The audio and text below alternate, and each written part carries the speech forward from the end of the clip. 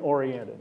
So an index for us is precisely a tool, and it's not our index, it's going to be yours. We hope that governments, NGOs, civil societies, business, core business, their CSR and philanthropic programs, the big donors, the small donors, the faith-based folks, when they think about youth, could they then look at an index and even use the index in their own context to say, of all these domains that Nicole will talk about, and the domains, I must tell you, track precisely with the World Development Report of 2007, and its lead writer is going to be on our respondent panel, Manny Jimenez. No one better to talk about this later in the morning.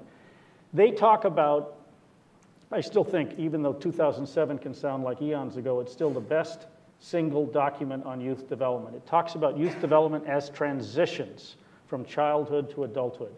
And the transitions are through education, are through health, through citizenship, through employability or gaining those skills to get a job and keep a job. Those are the domains of our index.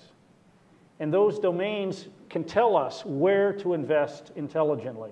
And that could be a host government, because even in some of the poorest countries of the world, their largest expenditure is in education. It's just not being well spent.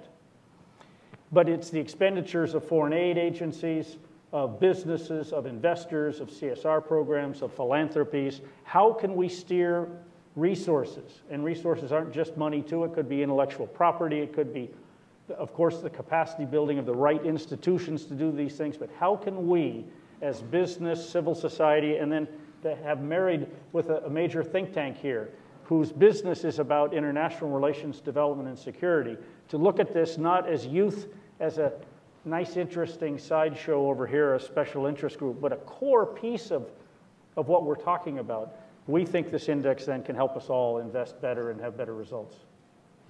Thanks, Bill.